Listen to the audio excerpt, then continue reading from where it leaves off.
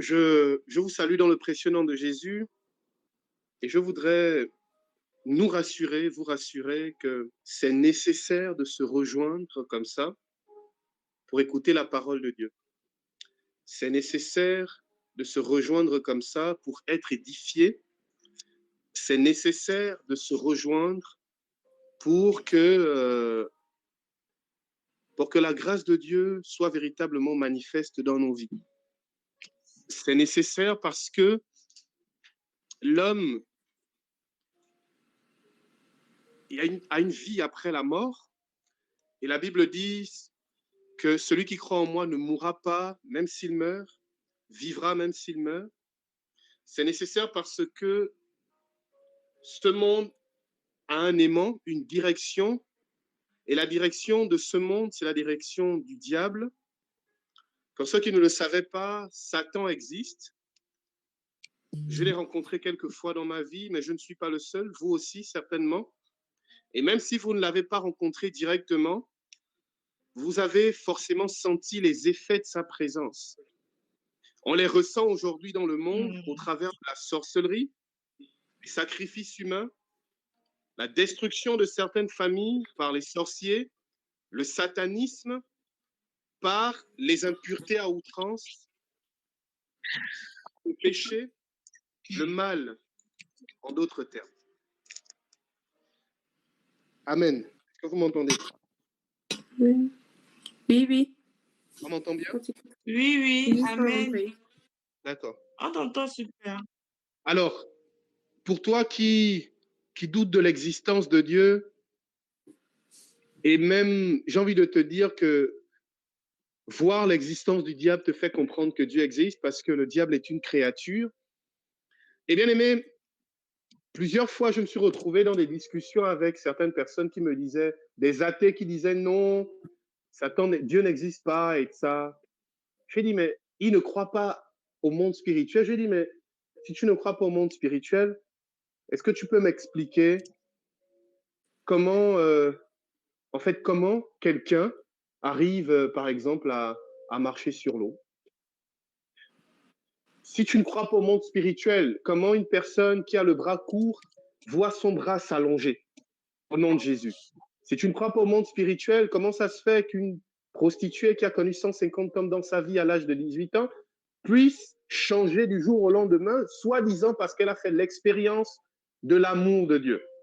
Si tu ne crois pas au monde spirituel, comment ça se fait qu'une personne totalement égoïste, qui était vendeur d'esclaves, celui qui a écrit le son Amazing Grace, devient défenseur de la liberté après avoir fait l'expérience du Christ, lui qui était vendeur d'esclaves? Si tu ne crois pas au monde spirituel, comment un aveugle peut voir?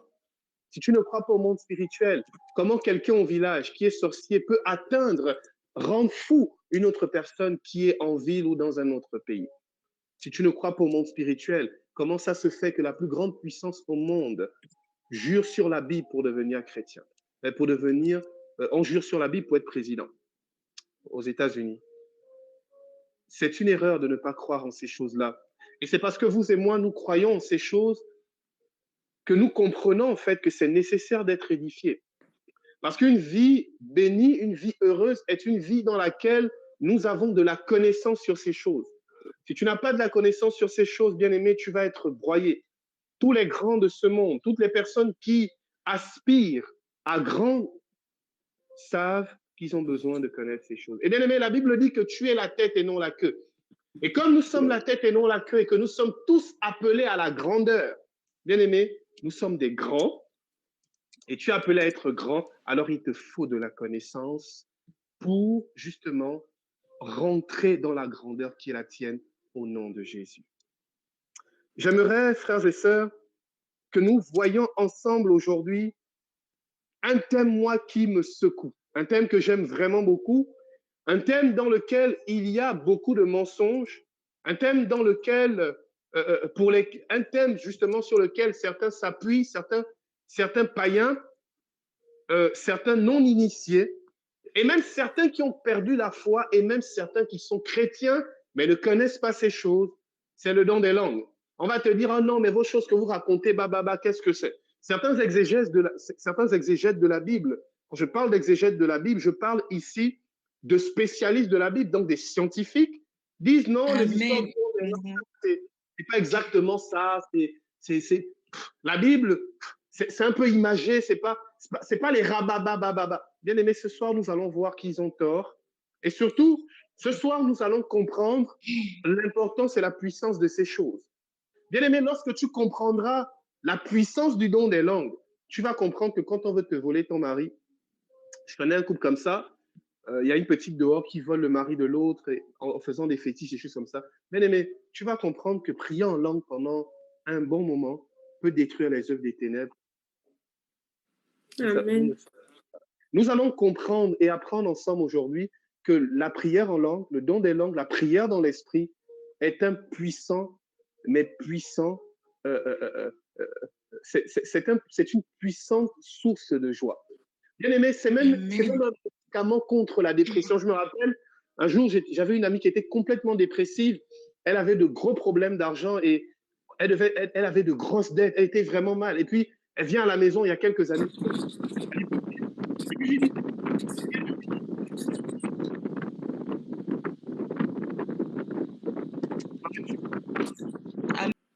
Merci. OK. Et puis, elle vient à la maison. Je ne savais pas quoi lui dire. Bien aimé, des fois, quand quelqu'un vient t'exposer un problème, toi-même, tu as tes propres problèmes. Donc, tu ne sais pas quoi lui dire. Ça fait souvent rire parce que des fois, il y a des personnes, quand ils m'appellent, au moment où je veux raconter mes problèmes, la personne dit rapidement ses problèmes. Donc, vraiment, tu ne sais même pas. Tu ne sais même pas exactement, bon, est-ce que je dois dire mes problèmes? Et donc, elle vient me voir, ne sachant pas quoi dire. Je lui dis, écoute, viens, on va prier ensemble. Et on prie en langue pendant 5 minutes. Et après, elle se met à rire. Et moi, je me mets à sourire. Et puis, on se dit, en fait, tout va bien. Parce que papa est là. Bien aimé, j'aime bien cette parole de Faustine de Kowalska. Elle dit, je me lève le matin avec une épreuve, je m'endors avec une. Quand je surmonte une épreuve, 10 autres se présentent devant moi, mais je n'ai pas peur, car je sais que je ne périrai point. Et bien aimé, le message du christianisme, ce n'est pas de dire qu'il faut supporter l'épreuve, non. Le message du christianisme, c'est ce qui est dans Galates chapitre 5, verset 22, on dit que le fruit de l'esprit, c'est l'amour, la joie, la paix, la patience. Bien aimé, cette patience dans l'esprit n'est pas une patience pour supporter les épreuves, c'est une patience parce que l'épreuve t'emmène à la gloire. Il faut dire Amen fort. Et frères et sœurs, j'aimerais dire à quelqu'un, je ne veux pas juste te dire, genre, supporte, ça va aller. Non. Je veux te présenter ma vie. Je veux te présenter la vie d'autres personnes. Et je veux même te rappeler que dans ta vie, tu as toi aussi, parce que tu es passé par l'épreuve, tu as vu la gloire de Dieu. Bien aimé, bien souvent nous oublions, hein. La Bible dit, c'est David qui parle, il dit, bénis l'Éternel au mon âme, n'oublie aucun de ses bienfaits. David écrit ce psaume. Bien aimé, David est poursuivi par son fils Absalom. Absalom va prendre les femmes de David, coucher avec les femmes de David, humilier David. Et David dit, mon âme, n'oublie aucun de ses bienfaits. David avait déjà tué Goliath. David avait tellement vu la gloire de Dieu. Mais à ce moment-là, il était tellement mal, tellement détruit comme vous et moi. Et David se dit à lui-même, mais mon âme, n'oublie pas que Dieu t'a béni. N'oublie pas que des fois, il a sauvé ta vie. N'oublie pas que des fois, tu avais de grandes dettes. Il t'a aidé. N'oublie pas que tu n'avais pas de travail. C'était difficile. Il t'a aidé.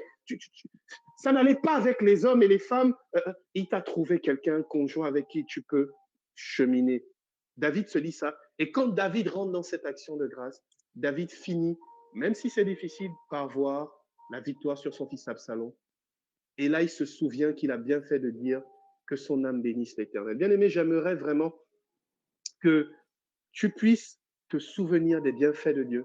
Et bien aimé, ce que nous allons voir aujourd'hui, la prière dans l'esprit, va te permettre de vivre ces choses, va te permettre d'être victorieux du démon. Bien aimé, vous et moi, nous sommes fragiles et faibles, mais la prière dans l'esprit est véritablement une source pour que le Saint-Esprit glorifie le nom de Jésus dans nos vies. Déjà dans nos cœurs, pour la paix, la joie, l'amour, la patience, tout ce que vous voulez, mais à l'extérieur par des manifestations puissantes de la grâce de Dieu et de bonnes nouvelles. Il faut dire Amen fort. Amen. Et donc, nous allons voir aujourd'hui la prière, bien aimée, la prière dans l'esprit.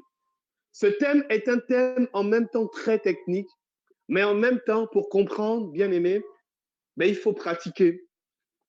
La difficulté avec le don des langues, c'est que je vais vous enseigner dessus. Mais même après vous avoir enseigné dessus, vous allez juste à peine comprendre 5% des choses. Et il faut pratiquer pour que vous puissiez comprendre à 100%. Celui qui ne pratique pas ne comprendra pas. Je me rappelle, à l'époque, mon mentor donnait ce témoignage d'un journaliste qui voulait faire une investigation sur le don des langues pour prouver que c'est n'importe quoi, que les charismatiques font n'importe quoi. Et là, mais à chaque fois, il enregistre, il va dans les temps de prière, il enregistre les prédications, les gens qui prient en langue. Et puis, il ne comprend pas grand-chose. Et un jour, il arrive à un temps de prière, et là, il dit, tu sais quoi, Dieu, moi, je veux comprendre ces choses-là. Bon, écoute, fais ce que tu veux. Et quand il dit ça, il commence à faire kotoko bakata, kata, kotoko bakata. Bien-aimé, il s'est converti, il est devenu chrétien. C'est un don de l'esprit. On parle de la prière dans l'esprit. Si nous parlons de la prière dans l'esprit, il faut savoir et comprendre ce que ça veut dire prière. Prière, bien aimé, proskuneo, qui signifie adoration, se prosterner, être en relation avec Dieu, être au pied du maître. On a vu ça au catéchisme, c'est communiquer avec Dieu. Comme on dit, c'est parler avec Dieu. Et bien aimé, le catéchisme de l'Église catholique nous dit, dans les numéros 2400 et 2500, que la prière, c'est la relation, c'est une relation avec Dieu. C'est une relation d'alliance. Et il est écrit dans 1 Corinthiens, retenez bien, 1 Corinthiens chapitre 14. 1 Corinthiens chapitre 14, le verset 2. J'aurais besoin de quelqu'un qui va m'aider à lire la Bible. Je ne sais pas si Esther peut le faire ou bien Andrea. 1 Corinthiens chapitre 14, le verset 2.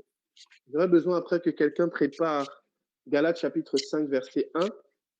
Et une troisième personne prépare Marc chapitre 16. Verset 2, hein. J'y Oui. suis. Donc 1 Corinthiens 14, 2. Quelqu'un d'autre prépare Galates chapitre 5, à partir du verset 1. Et l'autre, Ok. Marc chapitre 16. Vas-y, tu peux lire. Alors, en effet, celui qui parle en langue ne parle pas aux hommes, mais à Dieu. Car Pardon. D'accord. Celui qui parle en langue ne parle pas aux hommes, mais à Dieu. Bien-aimé, la prière est la relation d'alliance avec Dieu. Prier, c'est communiquer avec Dieu. Prier, c'est demander des choses à Dieu. Prier, c'est recevoir l'exaucement de ce que nous demandons.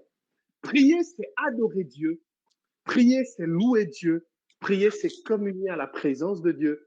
Prier, frères et sœurs, c'est s'élever, ou du moins, c'est s'ouvrir à la grâce et la communion avec Dieu. Prier, c'est embrasser Jésus. Prier, c'est manger avec le Christ. Prier, c'est passer un moment de qualité avec Dieu. Bien-aimés, si nous ne comprenons pas que la prière est ce qui caractérise un chrétien, plus que la charité, plus que l'humilité, bien-aimés, nous n'allons jamais avoir une vie chrétienne épanouie. Nous n'allons jamais vraiment être heureux parce que nous n'allons pas boire à la source. La Bible dit, c'est Jésus qui parle avec une Samaritaine, il dit, si tu savais celui qui te parle, tu lui demanderais de l'eau vive, il te donnera une eau et tu n'auras plus jamais soif. Bien-aimé, tu lui demanderais, frères et sœurs, plus qu'avoir un mari, parce que cette femme n'avait pas de mari, elle comprend que Jésus est un prophète, mais bien plus qu'un prophète. Il est fils de Dieu, il est Dieu. La première chose qu'elle dit, Seigneur, c'est donne-moi cette eau. Et pourtant, Jésus lui dit non, tu as eu 4 maris. Le 5e avec qui tu vis n'est pas ton mari, en fait, tu es en concubinage. Le mot est vilain, concubinage. Voilà. Et donc, frères et sœurs, Dieu n'aime pas ça. Frères et sœurs, elle, plutôt que de dire, Seigneur, comme tu n'aimes pas ça, donne-moi d'abord l'argent pour me marier, plutôt que de dire, Seigneur, je suis une pauvre pécheresse, pardonne, elle dit, Seigneur, donne-moi cette eau. Parce qu'à partir du moment où tu as cette eau, en fait, toute ta vie est transformée. Elle le savait peut-être pas, mais instinctivement, son esprit a compris que celui qui était devant lui, celui qui était devant elle, autant pour moi, était celui qui pouvait transformer sa vie, lui donner de se marier, lui donner d'être heureuse, lui donner de la prospérité dans ses affaires, lui donner la paix du cœur, lui donner la vie éternelle. Faut dire Amen. Bien aimé, Amen. Amen. je discutais Amen. dernièrement avec un ami à moi qui est prêtre. Et puis lui, bon, il n'aime pas trop les trucs charismatiques, prière en langue.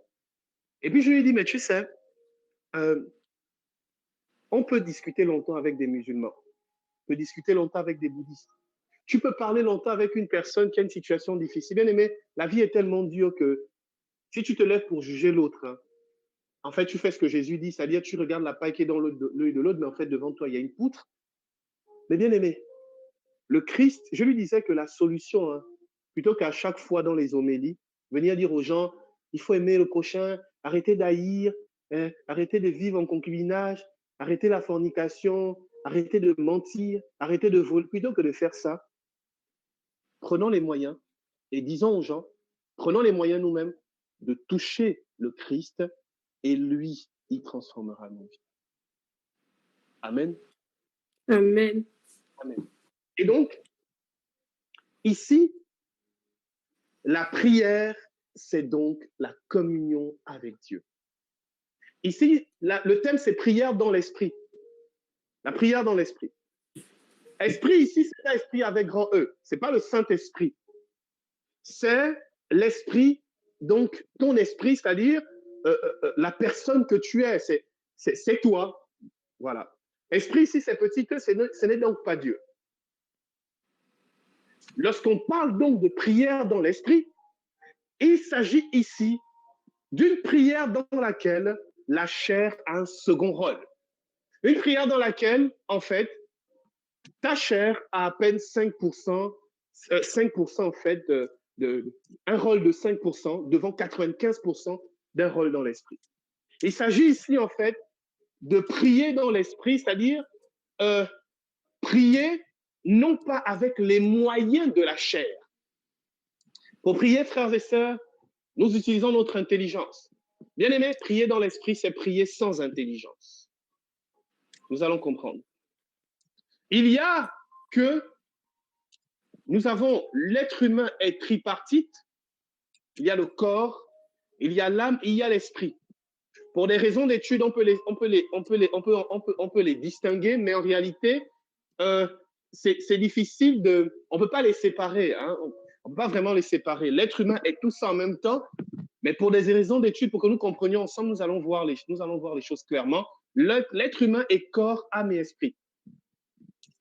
Le corps, c'est, j'ai envie de dire, c'est la partie visible. C'est la partie matérielle. Le corps, c'est ce que tu vois.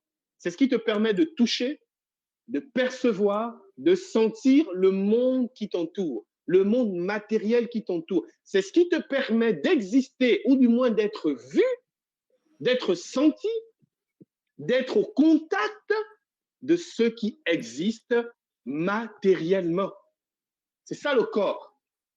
Le corps est composé de la tête, comme on a vu en sciences naturelles au primaire, la tête, le tronc et les 4 membres. C'est le corps. Nous avons ensuite l'âme. L'âme, bien aimé. Petite parenthèse, dans Genèse au chapitre 2, nous voyons comment le Seigneur va former le corps avec la terre et il va insuffler en l'homme une haleine de vie. La vie dont il s'agit ici, c'est l'âme. Âme, en grec, c'est le même mot qui est utilisé. Anima, c'est le même mot qui est utilisé pour âme, qui est utilisé pour vie. L'âme, bien-aimée, c'est le principe de vie. L'âme, frères et sœurs, est le siège des sentiments, des émotions et de la volonté. C'est pourquoi il y a des personnes, il y a des créatures de Dieu qui ont des créatures de Dieu. Il y a des créatures de Dieu qui ont le corps, l'âme et l'esprit, les êtres humains. Il y a des créatures de Dieu qui n'ont pas d'esprit, qui ont juste le corps et l'âme. Exemple, les animaux. Il y a des créatures de Dieu qui n'ont pas d'âme, qui n'ont pas de corps. Ils ont juste des esprits. C'est juste des esprits, les anges. Et donc, l'âme, qui est le siège des sentiments et des émotions. C'est pourquoi les animaux qui ont une âme, d'ailleurs, quand on fait un sacrifice d'animal pour des choses, c'est leur âme, avec leur âme qu'on travaille. Et l'âme, l'animal qui a l'âme a des sentiments et des émotions, mais il n'a pas d'esprit. Les anges sont des esprits, ils n'ont pas d'âme, donc les anges n'ont pas vraiment de sentiments. Les anges n'ont pas de sentiments. OK. Il y a ensuite l'esprit. L'esprit, c'est le siège de la conscience.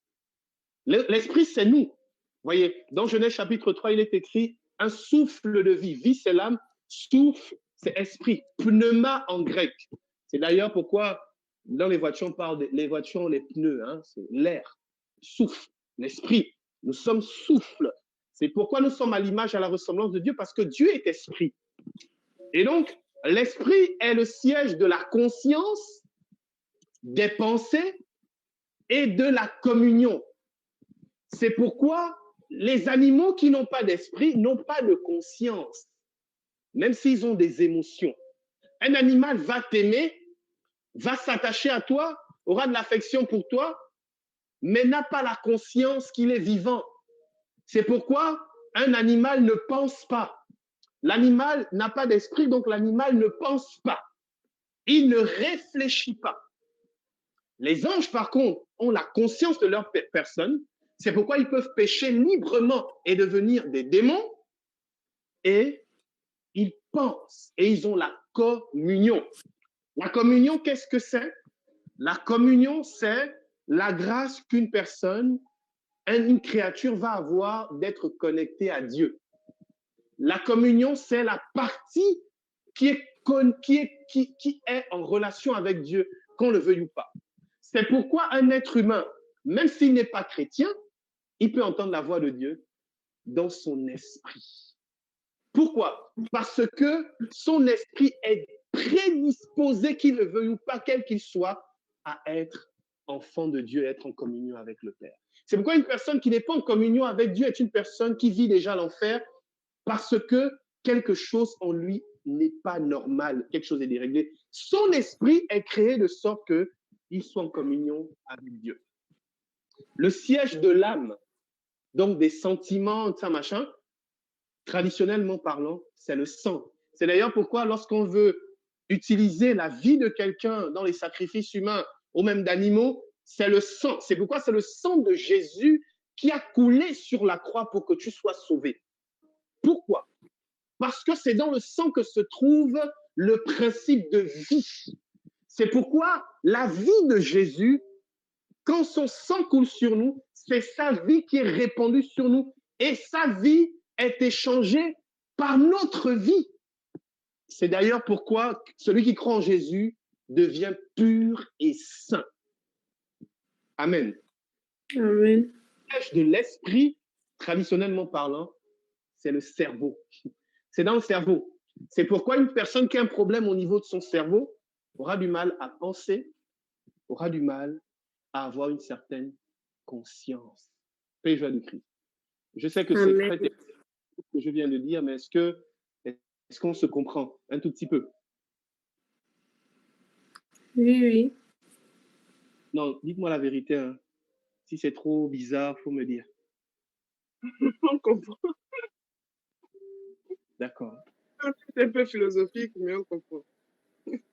Nelda, c'est bon. Berger, exagère encore, exagère. On se comprend. OK. C'est important de savoir. On se comprend. Parce que dans les religions orientales, on estime que comme l'esprit, en fait, on estime que comme l'esprit, justement, a une certaine force, une certaine puissance, c'est possible, justement. Eux, dans les religions orientales, ils se disent que la partie communion, là, c'est pas l'homme qui va être en communion avec Dieu, mais c'est plutôt l'homme qui est capable de devenir un Dieu. Vous voyez? Donc, c'est important de connaître ces choses-là. C'est plutôt important, et c'est surtout important pour la suite. Et donc, lorsque j'unis l'âme et le corps, ça donne ce qu'on appelle la chair. Lorsque la Bible dit dans Galates chapitre 5, tu peux lire Galates chapitre 5 à partir du verset 16. Galates chapitre 5 à partir du verset 16. Qu'est-ce que quelqu'un a pris ce passage-là? Je l'ai donné tout à l'heure. Galates chapitre 5. Et quelqu'un d'autre prépare pendant ce temps. Galates chapitre 5, Commence à partir du verset 16. Verset 16. Ok. Galates chapitre 5, verset 16. Écoutez-moi, marchez sous l'impulsion de l'esprit et vous n'accomplirez plus ce que la chair désire. Amen. C'est bon. Car C'est bon. La chair, frères et sœurs. La chair ici, c'est la chair unie à l'âme. C'est ton corps. Nous avons vu ensemble que la chair est le siège des émotions et des sentiments, mais ce n'est pas le siège de la conscience. Donc, ce n'est pas... Nous avons vu que l'âme, plutôt, est le siège des sentiments, des émotions, pas l'esprit. Du coup, l'âme qui donne la vie au corps, bien aimé, la preuve, hein, vous voyez que l'âme donne la vie au corps. Et bibliquement parlant, en fait, le corps est un bout de terre. C'est que, en fait, le corps ne peut pas réfléchir par lui-même, ne peut pas avoir des sentiments par lui-même. Parce que le corps change. Bien aimé, les cellules que tu avais quand tu étais bébé, ce n'est pas les mêmes cellules que tu as quand tu es grand. Les cellules que tu as quand tu as 18 ans ne sont pas les mêmes cellules que tu as quand tu as 22 ans, quand tu as 30 ans. Les cellules se renouvellent. Elles meurent, elles se renouvellent. Bien aimé, si c'était dans le corps qu'il y avait les pensées, les sentiments, en fait, quand tu atteins 30 ans,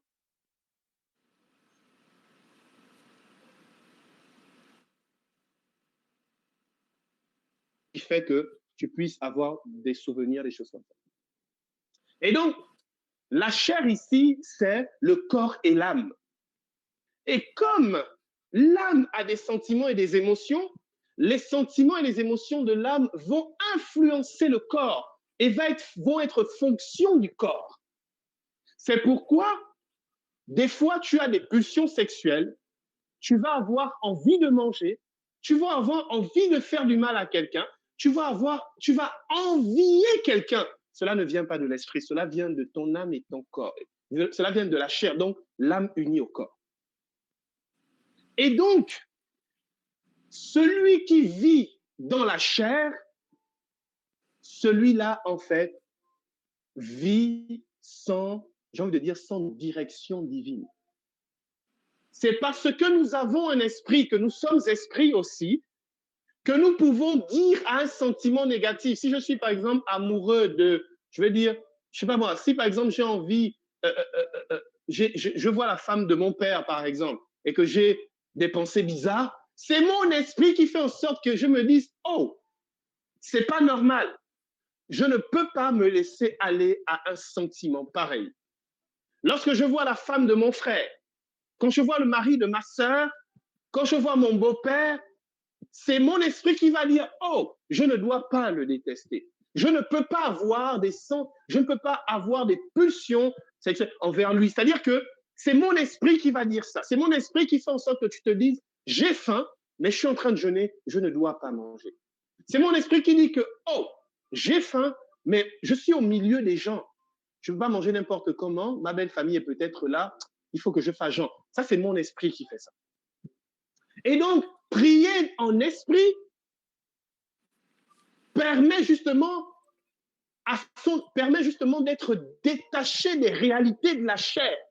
C'est pourquoi prier en esprit est d'un grand bénéfice, parce que celui qui prie en esprit, en fait, permet à son esprit d'être à 100%, à sa personne, d'être à 100% connecté avec Dieu, de sorte que la chair n'interfère pas dans notre communion, dans notre relation, dans notre discussion avec Dieu. Amen.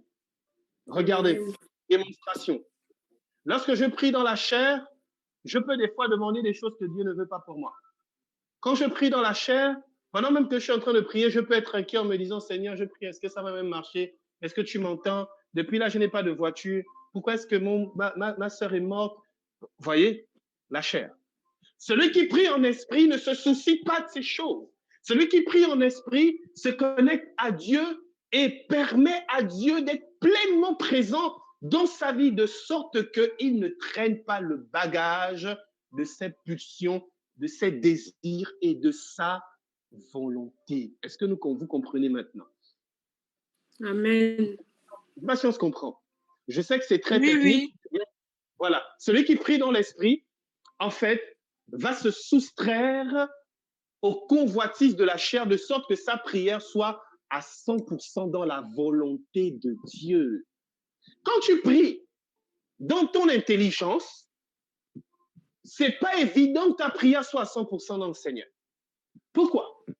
Mais parce que quand tu pries ainsi, il y a ton histoire, il y a tes pensées, il y a tes désirs, il y a tes colères et tes sentiments, il y a même ta fragilité, tes faiblesses humaines, ton incapacité. Je veux dire, tu ne vois pas, il y a véritablement ta faiblesse humaine.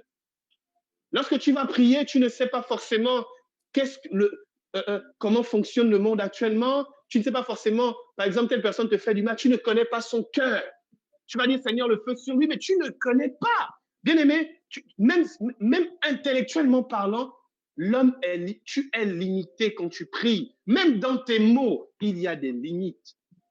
Et donc, prier dans l'esprit, c'est prier dans la volonté parfaite de Dieu. C'est pourquoi celui qui prie dans l'esprit est toujours exaucé au nom de Jésus. Et il y a des personnes qui reçoivent des grâces de Dieu sans avoir demandé. Ils ne savent pas que c'est parce qu'un jour, quand ils ont fait Remba Katakarabasonde, ça voulait dire, en fait, Seigneur, je veux me marier. Et puis, en fait, en le disant, puisque c'était une prière dans l'esprit, c'était en fait quelque chose que Dieu voulait pour elle. Amen. Amen. Il y a des personnes qui vont dire, ah, mais bizarrement, moi, je n'ai pas demandé à Dieu la grâce pour avoir le bac.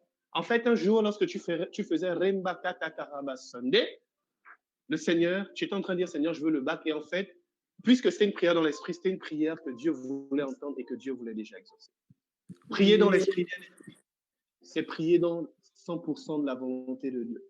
Prier dans l'esprit, c'est prier pas toujours exaucé. Prier dans l'esprit, bien-aimé, c'est prier de sorte que tu sois tellement en communion avec Dieu, bien-aimé, qu'en fait, tu peux flirter, excusez-moi de le dire comme ça, et scruter le ciel. La prière dans l'esprit. Amen. Nous allons avancer encore un petit peu. Prier dans l'esprit, c'est donc se connecter à Dieu par notre esprit qui s'abandonne à lui dans la prière et délaisse les moyens de la chair. Quand je dis ça, ça ne veut pas dire que la chair ne rentre pas en ligne de compte. Non. Ça voudrait dire, en fait, qu'ici, la chair ne rentre pas en ligne de compte. Ce qui rentre en ligne de compte, c'est plutôt seulement le corps. J'ai dit tout à l'heure que quand je dis chair ici, c'est l'âme et le corps. Mais ici, notre âme n'a rien à voir. Ce qui va faire quelque chose, ce qui va agir, c'est l'esprit et c'est le corps. Du coup, les pulsions charnelles qui sont liées à la chair, parce que la chair, c'est le corps et l'âme, ces pulsions charnelles-là n'existent pas dans la prière en langue. Amen. Amen. Alors, la Bible dit ceci, on rentre bien dans notre enseignement d'aujourd'hui. La Bible dit ceci dans Marc au chapitre 16, le verset 16. Est-ce que quelqu'un peut le prendre? Marc chapitre 16, le verset 16.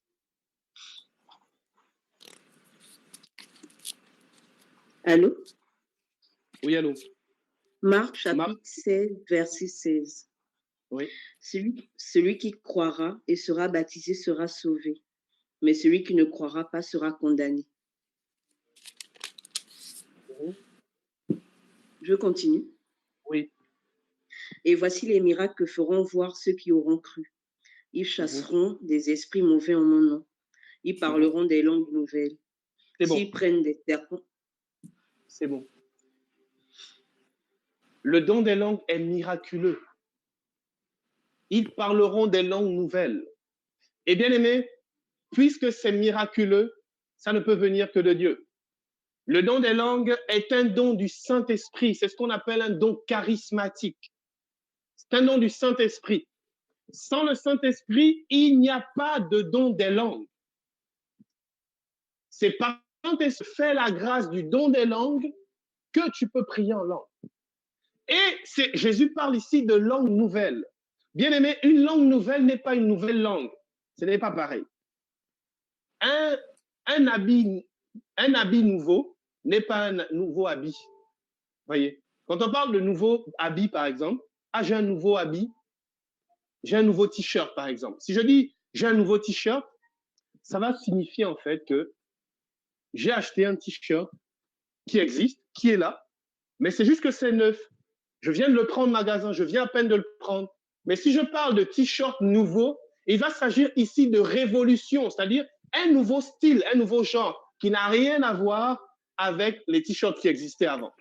Et donc, lorsque nous parlons de langue nouvelle, il s'agit ici d'une langue qui n'a rien à voir avec les langues humaines, des langues connues ou les langues justement purement humaines. Une langue nouvelle, les langues nouvelles, qu'est-ce que c'est? C'est des langues célestes. La Bible dit, c'est l'apôtre Paul qui parle, il dit, je pourrais parler dans 1 Corinthiens chapitre 13, je pense, je pourrais parler la langue des hommes ou la langue des anges. Langue des anges ici, c'est des langues célestes. Il s'agit ici du don des langues, des dons des langues. Et lorsque nous parlons des dons des langues qui sont célestes, cela signifie en fait que c'est le Saint-Esprit qui nous fait rentrer dedans. Et c'est important pour le Saint-Esprit de nous faire rentrer dedans. J'aimerais quand même que nous comprenions une chose. Vous vous rendez compte, le Saint-Esprit va unir l'Église, va faire naître l'Église dans Actes des Apôtres chapitre 2, et le premier don qu'il donne aux apôtres et donc à l'Église, c'est le don des langues.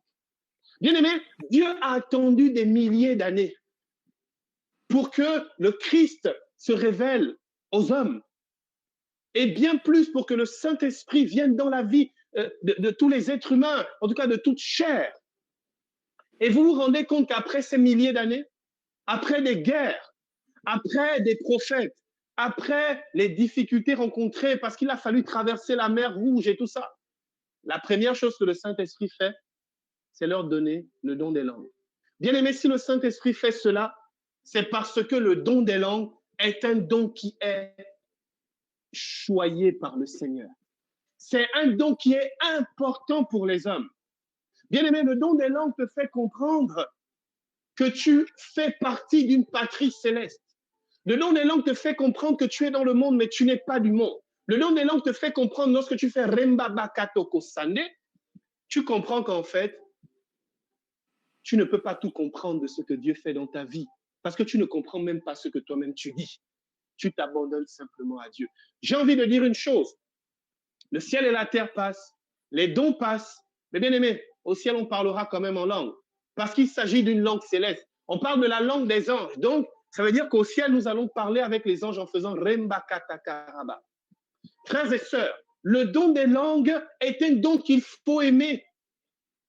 Les gens n'aiment pas le don des langues parce qu'ils se disent ça ne veut rien dire, parce qu'ils se disent ce dont on va se moquer de moi parce que les gens ne connaissent pas, ne comprennent pas ce que c'est. On veut des paroles de connaissance immédiate. On veut prophétiser. On veut dire, avoir la lecture des cœurs pour savoir ce que les gens pensent dans leur cœur. Bien aimé, le don des langues est puissant parce que le don des langues t'ouvre la porte aux autres charismes. Le don des langues te donne d'adorer Dieu en esprit et en vérité. Le don des langues te donne de prier, de converser avec Jésus à une dimension insoupçonnée. Amen. Amen. Amen. Des langues. Pourquoi on parle des langues? C'est parce qu'il y en a plusieurs. Et il y en a 3 dans le Nouveau Testament qui ont été retenus, en tout cas qui sont signifiés clairement et que les chrétiens peuvent vivre encore aujourd'hui. Premier don, c'est la glossolalie. Glossolalie vient du grec ancien glossa et lalia. Glossa, c'est la langue, et lalia, c'est bavardage. Quand on parle de glossolalie, il s'agit ici de ce que je fais là, remba katakaraba. Je ne sais pas ce que je dis, vous ne savez pas ce que je dis, mais c'est quand même un don des langues. C'est du bavardage. En d'autres termes, c'est parler quelque chose que je ne comprends pas. Et bien aimé, la Bible dit dans 1 Corinthiens chapitre 14, verset 1, il y a des gens qui disent, ah, mais avant, quand on priait en langue, il y avait l'interprétation. C'est faux. La Bible dit dans 1 Corinthiens chapitre 14, le verset 1, celui qui prie en langue s'édifie lui-même. Il s'adresse à Dieu et non aux hommes parce que les hommes ne comprennent pas ce qu'il dit. Bien aimé, seul Dieu comprend. Même toi, tu ne comprends pas. Mais tu sais une chose, pendant que tu es en train de faire Remba Kata Karabasande, en fait, ton âme est dans la présence de Dieu. Et tu es tellement joyeux. Bien aimé, pour ceux qui le veulent, nous allons prendre quelques secondes. Nous allons chanter en langue un petit moment. Vous allez voir, pendant que nous allons chanter en langue, pendant que tu vas chanter en langue, je veux que tu aies la conscience, en fait, que tu es dans la présence de Dieu. Je veux que tu te laisses conduire par le Saint-Esprit, que tu cesses d'avoir honte. Vous êtes plein ici, avoir reçu le nom des langues, mais vous avez honte d'exercer. Vous avez du mal à exercer. Je veux, à cause de ce que tu sais là maintenant du don des langues, nous allons prendre 2 minutes. Et pendant les 2 minutes, bon, 2 minutes, c'est trop. Nous allons prendre ce. Et pendant les 30 secondes, je veux que tu pries en langue, que tu chantes en langue, avec simplicité de cœur. Koremba katakarabasande. Tondereba sopoto shane. Soleremba yatoko sokoto remba katosa katandeme. Kosekebo shakatakarabasoko nende. Soremba katakarabahoko tondende. Kintekerebo shande. Merci mon Dieu. Merci pour le don des langues que tu distribues au milieu de nous.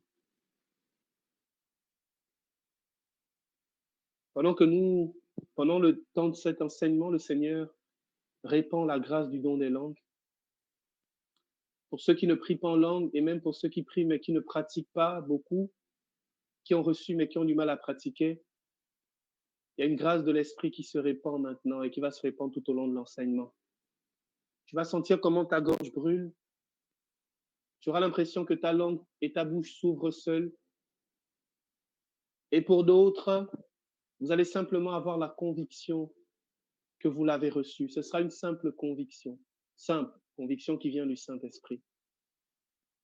Et tu vas te rendre compte que si tu obéis à l'Esprit, lorsque tu vas faire Rimba Kata Karabasande, que tu vas chanter ou parler en langue simplement, tu vas te sentir apaisé. Il y a une paix qui va gagner ton cœur. Il y a comme une présence de Dieu tellement douce. Tu vas te sentir tellement bien parce que Dieu veut te faire du bien ce soir par le don des langues. Pendant que tu vas prier en langue, il y a des douleurs que tu as dans ton corps qui vont disparaître. Pendant que tu vas prier en langue, tu ne le sais peut-être pas. En fait, tu seras en train d'intercéder pour ta famille. Pendant que tu vas prier en langue, tu seras en train d'intercéder pour ton travail. Tu seras en train d'intercéder pour ton fiancé qui traverse des difficultés ou ta fiancée qui traverse des difficultés. Et puis, en fait, Dieu sera en train de t'exaucer. La prière du don des langues est une prière dans laquelle c'est aller-retour très rapidement. C'est DHL. Pendant même que tu es en train de prier, tu es déjà en train d'être exaucé. Il y en a, pendant que vous allez prier en langue, vous serez en train de prier en langue pour le Gabon et pour les élections. D'autres, pendant que vous serez en train de prier, vous prierez pour chasser les démons dans la vie de plusieurs ici. Est-ce que tu sais que quand tu pries en langue, tu chasses peut-être un démon qui veut avoir accès à ma vie ou à la vie de ton frère à côté? Bien-aimé, ne néglige pas ce don. Beaucoup ici ont du mal avec certains démons. Beaucoup ici vivent des tentations parce que leurs frères refusent de prier en langue et donc d'intervenir par la grâce de Dieu dans la vie, dans vos vies et même peut-être dans ma vie. Je veux que tu cesses de négliger ça.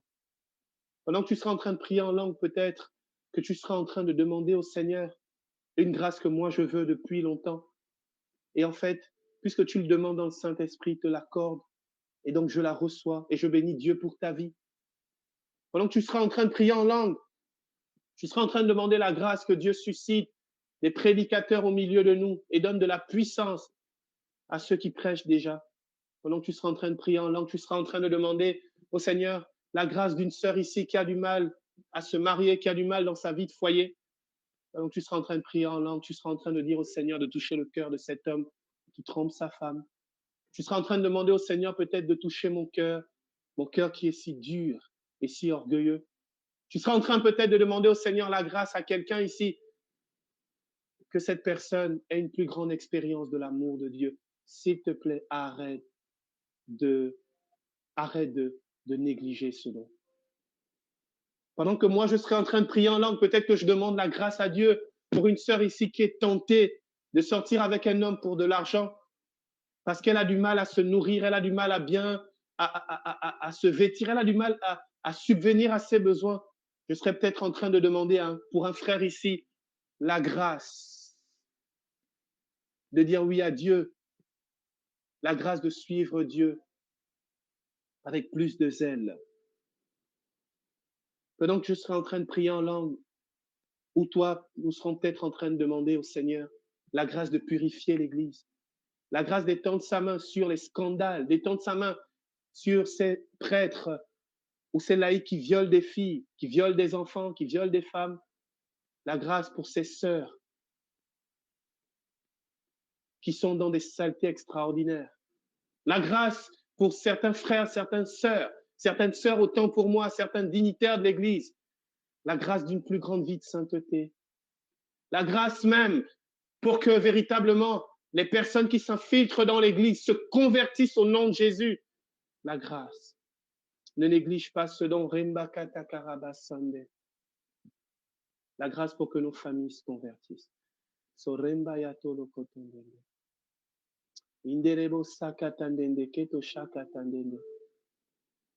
S'il te plaît, si tu as reçu le don, ou même si tu sens maintenant que Dieu te fait ce don, tu peux simplement t'accorder avec moi.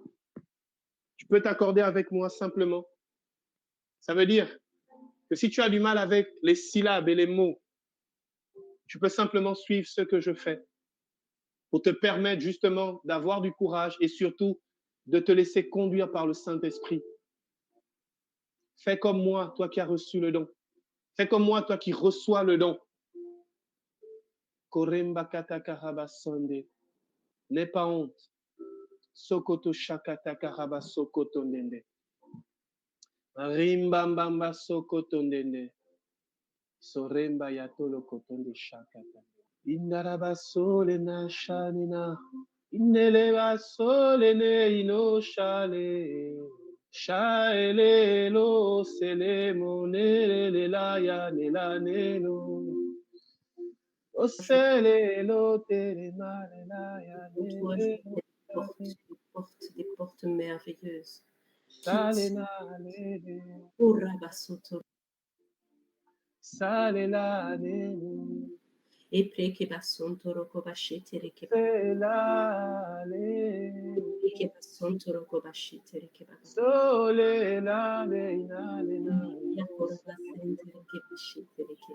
Solela. Basete reke bashete. Oshele malela to shalela elota. Oshalela, je te fais confiance, Seigneur.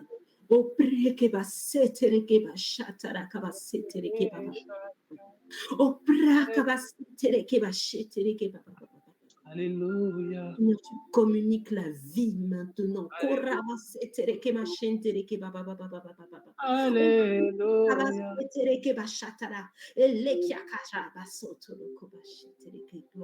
Alléluia. Alléluia. Tu es élevé. O prakama santara kama shetere kema sentere kema. Puissance, honneur à toi, Seigneur Jésus. Inele solenale toshale. Et preke ba sontoro koma shetere kema papa papa papa. Alléluia. Ora ba sentere kema shotoro koma santara kama papa. Et preke ba sontoro koma shetere kema papa papa. Ora ba sentere. Alléluia. Honneur à toi. Amen. Amen. Amen. J'aimerais que vraiment dans cette présence de Dieu, tu puisses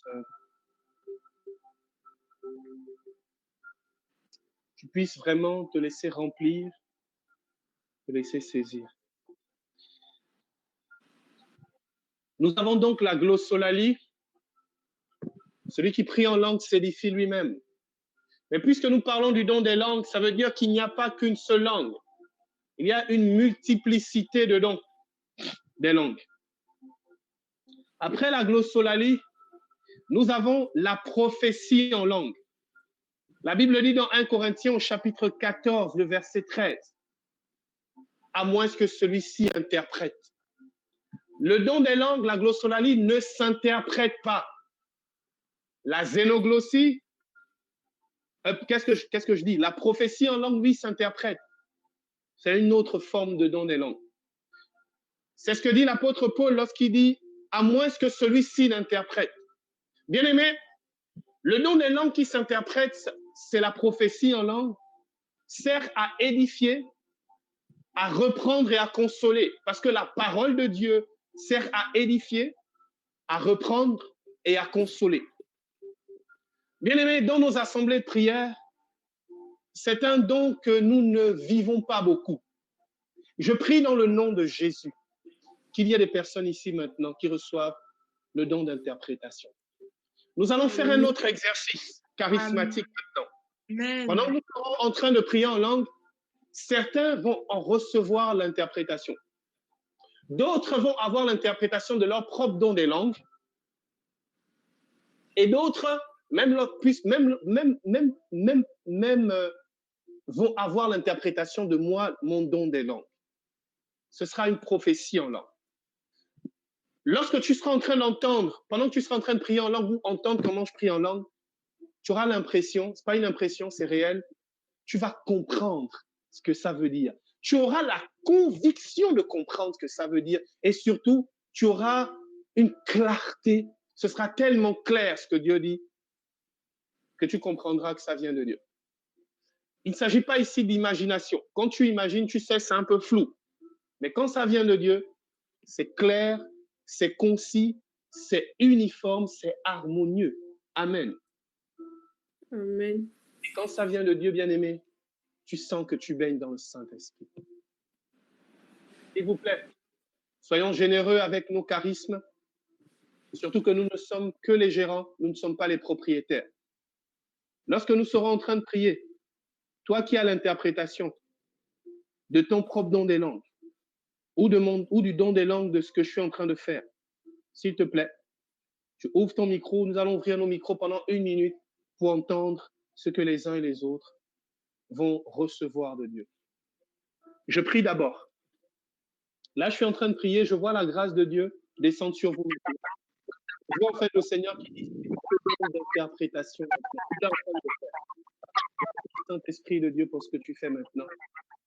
Tu es puissant, tu es grand, tu es glorieux. Ce que tu fais maintenant. Prie en langue, simplement. Il y en a qui va recevoir quelque chose de Dieu, c'est l'interprétation d'un don des langues.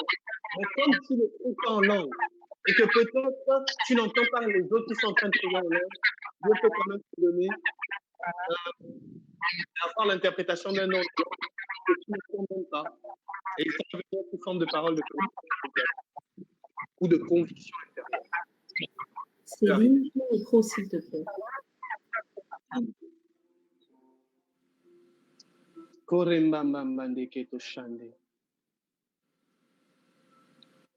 Soremba ya toloto shayama sanene solena solena soleno shalemo sanena inaleba solena shokole keke tokoroba sakataremba mbandende sorama ya tokoba shakatandereba sanene korimba takaroko tonende koshakata karabare kete kereboro kotondende seremba katakaraba shokotende.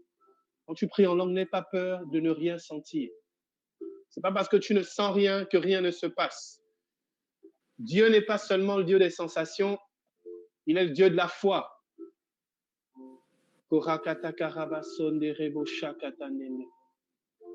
Pendant que nous sommes en train de prier en langue, il y a quelqu'un qui est en train de recevoir qu'il faut, en fait, dans son nom des langues, il est en train de prier charismatiquement pour quelqu'un.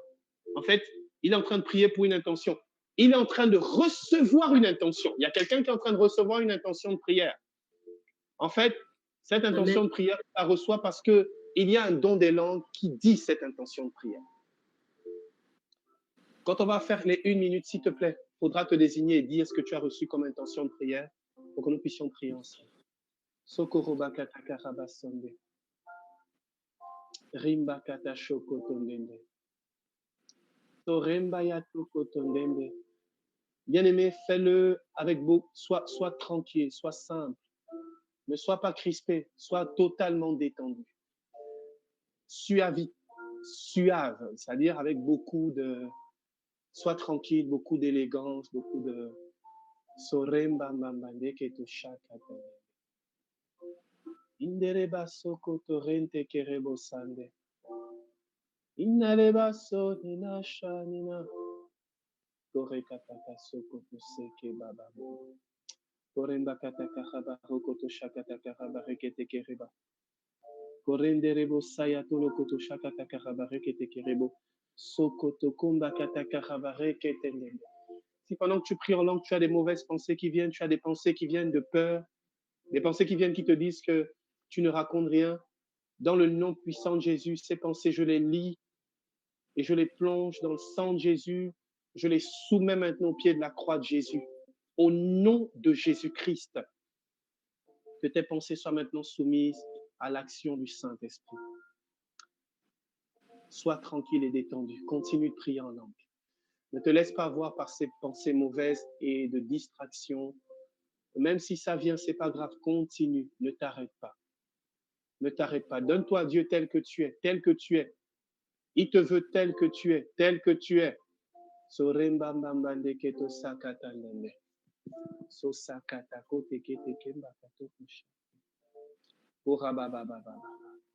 Amen. Amen. Nous allons prendre 1 minute pour ceux qui ont reçu quelque chose. Ceux qui ont reçu quelque chose. Tu peux ouvrir ton micro et simplement indiquer ce que tu as reçu.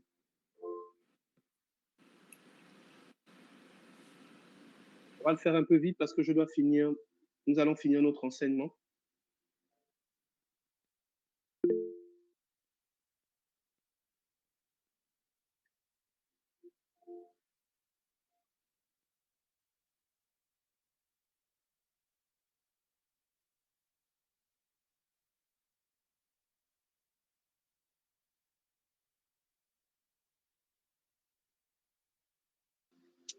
Amen.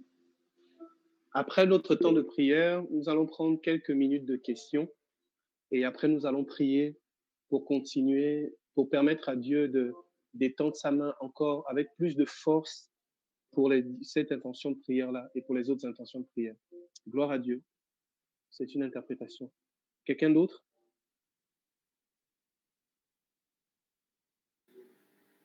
Allô? Allô? Allô? Oui, bonsoir. En fait, André, quand tu as commencé à prier en langue, quand tu as commencé à chanter en langue au début, tu étais en train de dire que je ne suis qu'un homme serviteur. Tu intercédais pour que le charisme de prophétie soit plus intense sur toutes les personnes qui sont connectées, que ça se distingue. Ceux qui ont Vérité, amen. Ça se distingue, hein? En tout cas, un truc comme ça là.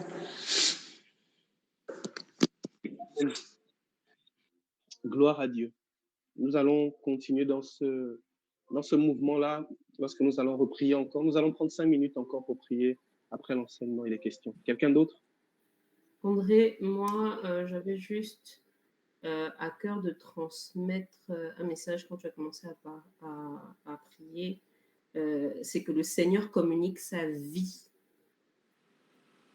Le Seigneur communique sa vie. Et justement, pour revenir sur ce que Jessica Andy disait, il communique sa vie à travers des charismes qu'il faut exploiter.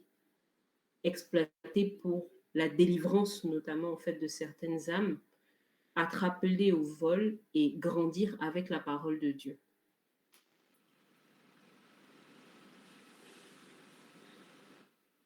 Amen. Gloire à Dieu.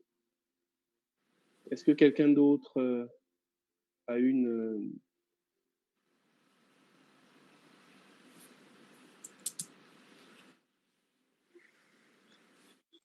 Allô? Oui, allô? Je peux? Oui, oui. Allô, vous m'entendez? Ok. Oui, on t'entend. Alors, moi, ce que je reçois, c'est qu'il y a quelqu'un ici qui a un blocage particulier dans sa vie. Cette personne a envie d'avoir une vraie intimité avec le Seigneur, mais cette personne n'arrive pas.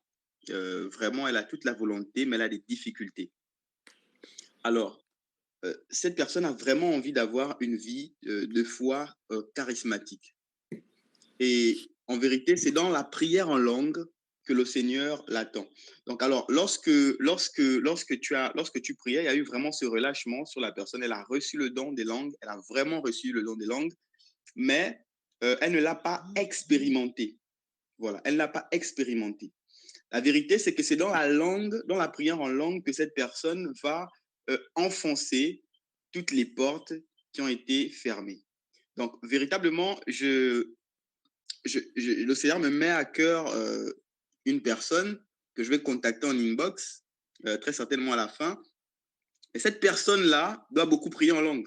Voilà. Vraiment, cette personne doit beaucoup prier en langue. Peut-être que la personne est là et se reconnaît, mais vraiment, c'est dans la prière en langue que le Seigneur l'attend. Voilà. Amen. Donc, est-ce que quelqu'un a encore quelque chose? Comme ça, nous continuons notre enseignement. OK. Et donc, la prophétie en langue, c'est donc un don des langues qui peut s'interpréter. Ça marche avec le charisme d'interprétation. Et c'est vrai que c'est un charisme qu'on exerce de moins en moins dans l'Église. Et bien aimé, je raconte cette histoire-là comme ça. Alors, ma mère spirituelle, un jour, s'est retrouvée à Rome. À l'époque, c'était le pape Jean-Paul II. Et elle a réussi à avoir un entretien avec lui dans ses bureaux. Et puis, le pape lui a dit, je veux que tu pries un peu, prions un tout petit peu. Et le Seigneur lui met à cœur, prie en langue. Et là, elle fait Remba Kata Karabaso Kotonde. Elle a un don des langues où quand elle prie en langue, c'est vraiment avec beaucoup de... C'est pas forcément beau à voir, elle prie avec beaucoup de force. Et là, elle ouvre les yeux parce qu'elle se dit, bon, je suis devant le pape, comment ça va se passer? Elle ouvre les yeux, bien aimée. Et le pape est en train de prier avec elle. Le pape lui dit, Jean-Paul II lui dit, genre, continue, je sais pas comment on dit ça en italien, genre, vas-y, bien, genre, bien, continue. Et elle continue de prier en langue, bien aimée. La dernière convention du renouveau charismatique, en tout cas l'une des dernières conventions du renouveau charismatique à Rome, nous avons prié en langue avec des cardinaux, frères et sœurs. C'est important de souligner ça parce que le don des langues n'est pas nouveau dans l'Église de Jésus-Christ. Le don des langues existe depuis Actes des Apôtres, chapitre 2, il y a 2000 ans, lorsque le Saint-Esprit est tombé sur les apôtres.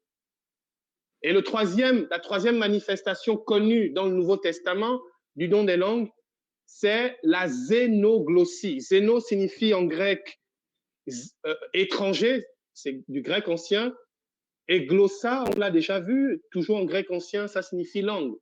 Langue étrangère, zénoglossie.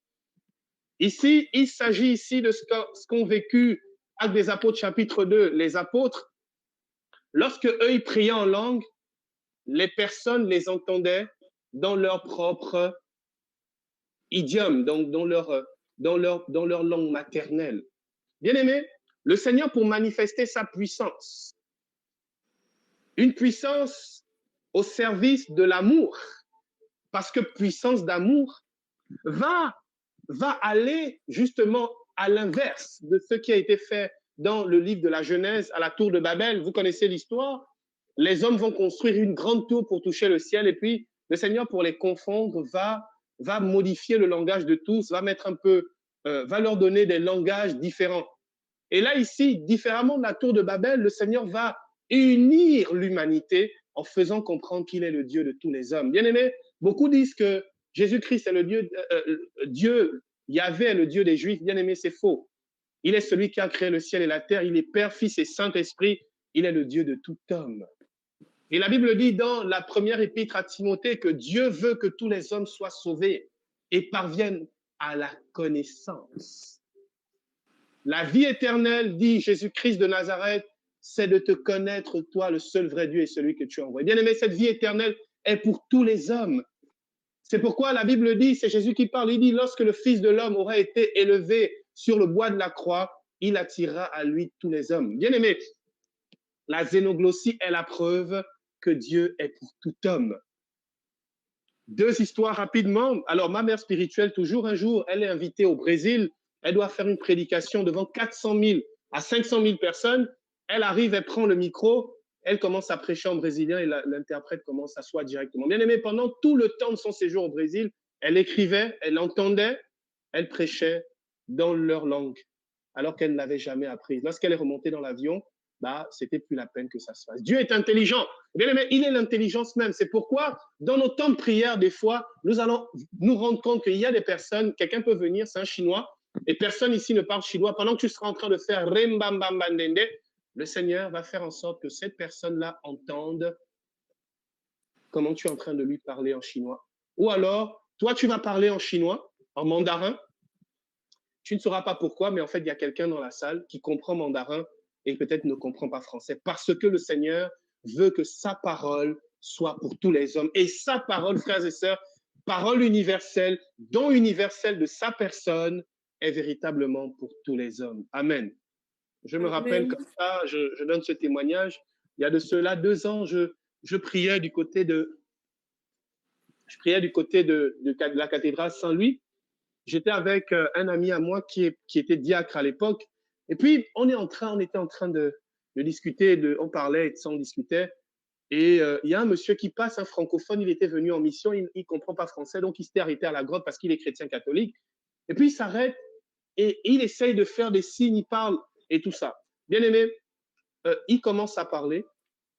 Il parlait en anglais. Moi, je ne suis pas anglophone. Je peux comprendre 2-3 mots, mais je ne peux pas tenir une conversation. Et frères et sœurs, il parle en anglais et rapidement. C'était même pas genre l'anglais des British, c'était l'anglais des States. Vous voyez, c'est pas pareil, c'est pas l'anglais académique.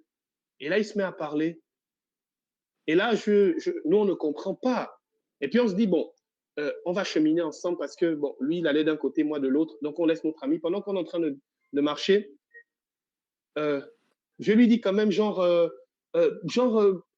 petit anglais que je connais, genre, do you know Jésus-Christ? J'ai parlé comme ça, bon, enfin. Et puis, il dit yes. Et quand il dit yes, il parle en anglais et je comprends très bien tout ce qu'il dit. Et moi, je parle en anglais et je parle très bien anglais. On a tenu une conversation, on parlait de Jésus, je lui parlais de l'amour de Dieu et lui me répondait. Et quand j'essayais de parler, parce que pendant que ça se passait, je me disais, bon, je vais essayer de parler de voiture et de ça pour voir. Bien aimé, lorsque je voulais parler d'autre chose qui n'a rien à voir avec la parole de Dieu, je ne pouvais pas. Mais quand ça concernait le Christ, je parlais correctement, j'écoutais correctement et on se comprenait très bien. Bien aimé, zénoglossie. Et frères et sœurs, cette grâce est pour toi. Cette grâce est pour nous. C'est pour toute l'Église. Cette grâce, bien aimée, c'est véritablement le Seigneur qui veut nous rappeler et nous dire qu'il est puissant, qu'il est pour tous les hommes et il est pour chacun dans sa différence et sa personnalité. Amen. Amen.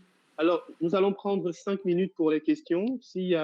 Je vais prendre 2 ou 3 questions s'il y en a, avant que nous ne prenions 5 minutes pour prier. Y a-t-il des questions? Si oui, tu peux lever la main et poser ta question. Il y a Alix qui lève sa main. Oui. Allô, allô André? Allô? Oui. J'ai une question, en fait, une question en même temps.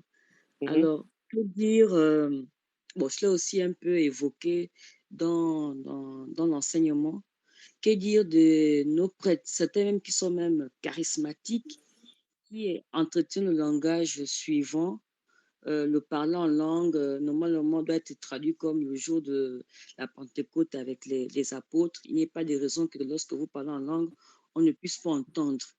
Et même exiger à certaines assemblées de prière de ne pas parler en langue. Je me rappelle bien, je me tairais sur la paroisse. On est en train de préparer c'était l'effusion.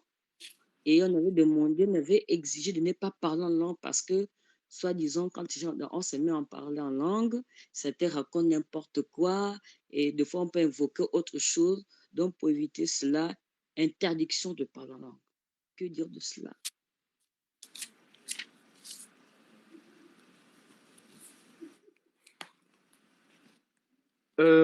D'accord.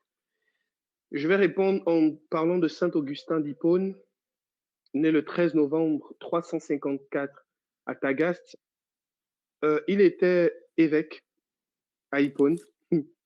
Saint Augustin d'Hippone, philosophe et théologien chrétien. Il était l'évêque d'Hippone en Numidie. Saint Augustin d'Hippone, après le baptême et même après une célébration eucharistique, des fois disait que les prophètes prophétisent et que ceux qui prient en langue. Bien aimé, je crois que c'est, comment il s'appelle le théologien, l'un des premiers, je crois que, comment il s'appelle, il y a un théologien, l'un des premiers théologiens chrétiens, il était j'ai oublié son nom, ça va me revenir, mais ce que je veux dire, c'est qu'il y a des cardinaux qui prient en langue. Saint Augustin d'Hippone priait en langue, de nombreux saints priaient en langue, de nombreux prêtres prient en langue.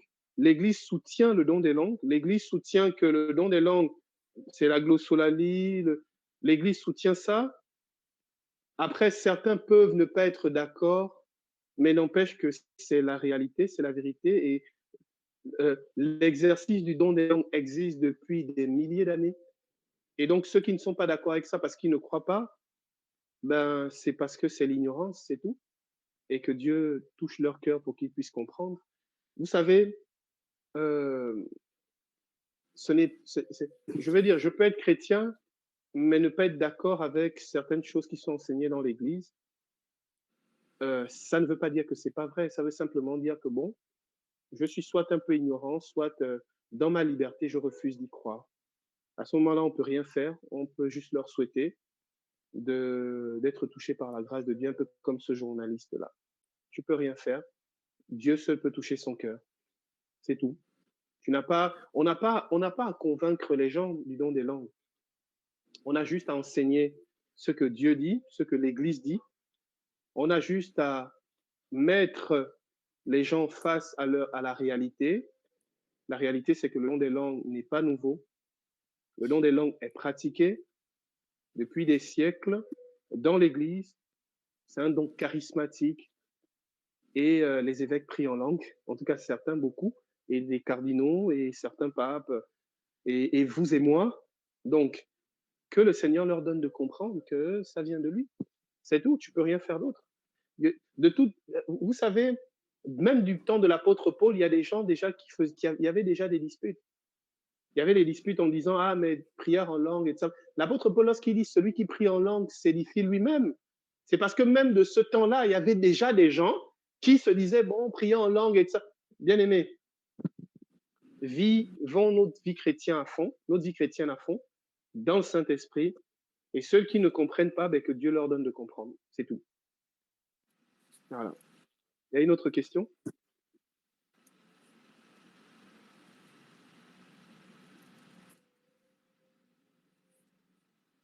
Il n'y a pas d'autres questions. Attends, il n'y a pas de question, waouh, parce qu'on a tout bien compris, ou bien c'est parce qu'on n'a rien compris même. Hein? André, si tu me permets, j'ai envie de... Oui. Je peux? Alors, Oui. j'aimerais dire à quelqu'un que par rapport à ce que le frère André dit, j'aimerais parler de mon expérience personnelle. Alors, en ce qui concerne le don des langues, c'est que moi de base, et je crois que des gens ici le savent un peu, j'ai vraiment une approche à la fois qui est très intellectuelle. C'est-à-dire que je suis passionné de théologie, de philosophie, de l'histoire de l'Église, de comprendre le pourquoi du comment dans l'Église. Ça me passionne énormément. Et donc, en fait, la manière dont l'Église voit certains éléments charismatiques, j'ai parfois tendance à me l'expliquer d'une certaine façon, à comprendre un peu la position de l'Église vis-à-vis de certaines choses. Et jusqu'à il y a 2 ans en arrière, avant que je ne fasse l'expérience véritable du Saint-Esprit, j'étais plus ou moins d'accord à 100%. Après, aujourd'hui, je ne remets pas en cause ce que l'Église dit, parce que l'Église est quand même garante de ma foi, parce que quand je fais le credo, je dis je crois en l'Église qui est sainte et apostolique. Donc, il faut vraiment comprendre ce que je dis. Ce que je dis, c'est que il y a des choses que pour les comprendre, il faut les expérimenter. Voilà. Donc, moi, je parle à quelqu'un qui est là, peut-être, qui m'écoute, qui a une tendance à percevoir le parler en langue comme du bruit, voilà, comme du m'as-tu vu. Parce que moi aussi, je voyais les choses comme ça. Ouais, tu veux bien te faire voir, tu veux te faire passer pour un pasteur ou voilà, c'est un truc qui vient des églises de réveil. Tu as peut-être un ministère, tu prêches peut-être l'évangile et tu as envie d'avoir une certaine envergure dans ton ministère. Et tu as l'impression que tu es limité. Voilà. Mais le Seigneur veut vraiment t'emmener à expérimenter ce mystère. Et je te garantis quelque chose, c'est que c'est le Seigneur seul qui saura comment il va te faire pratiquer cette chose qui est formidable. Alors moi, ce que je comprends, c'est que l'Église a beaucoup peur des dérives. Lorsqu'on voit plusieurs personnes prier, crier, faire des... Voilà, ça donne une impression de désordre, une impression de voilà, il n'y a pas d'organisation. Et l'Église aime organiser, l'Église aime manager, l'Église aime que les choses soient faites de telle sorte que ça n'échappe pas forcément à leur vigilance. Voilà, l'Église, c'est comme 2000 ans d'histoire. Et il faut comprendre un peu leur manière voilà, la manière dont le clergé voit les choses. Mais vraiment, j'insiste sur ce point, le parler en langue, le Saint-Esprit, on l'expérimente, on ne le raconte pas. Nous, ce qu'on peut faire, c'est le prêcher, dire que oui, le Saint-Esprit existe. Voilà, il y a la Pentecôte, on lit tous la Bible, mais la Bible, c'est quelque chose qu'on peut lire intellectuellement, mais surtout qu'on doit vivre spirituellement. Donc, c'est-à-dire que vraiment, bien aimé, prions. Prions pour expérimenter ce don, parce que je t'assure que dans la prière en langue, non seulement tu vas aller en eau profonde, non seulement tu vas défoncer des portes, non seulement tu vas gagner des victoires, mais tu vas te rendre compte de quelque chose d'extraordinaire, c'est que ta vie de foi va être pleinement transformée. Il y a quelque chose d'autre qui va se passer. Ton zèle pour l'évangile sera différent. Mais ce n'est pas parce que tu liras plus la Bible, c'est parce que tu vas habituer ton corps à vivre selon qu'il doit vivre. Donc, c'est-à-dire par le Saint-Esprit. Donc, voilà, c'est vraiment quelque chose que j'aimerais inciter. Moi, franchement, quand le frère André a demandé les questions et tout, moi, je me disais qu'il devait avoir quelqu'un là qui allait dire, mais est-ce que, comment on fait pour, voilà, moi, je parle en langue, qu'est-ce que je dois faire ce soir? Voilà, des questions un peu banales comme ça, mais qui montrent qu'en vrai, il y a ce désir-là. Moi, je veux nous emmener à désirer le Saint-Esprit. Vraiment prier, mais prier sans cesse et dites à chaque fois au Seigneur, Seigneur, je ne comprends pas ce dont ces gens sont en train de parler, mais ok, je pense que tu peux aussi me donner de l'expérimenter. Je veux l'expérimenter ce soir et j'ai envie de voir de quoi il s'agit. Et je t'assure, bien aimé, tu seras béni. Voilà. C'est ça que j'avais à dire. Merci. Amen. André, tu me permets là? Tu me permets là, André? Absolument, oui. Vas-y. Mais juste avant, j'aimerais juste répondre à la question de... Bon, je ne vais pas le... Voilà. Il y a mon frère qui pose la question.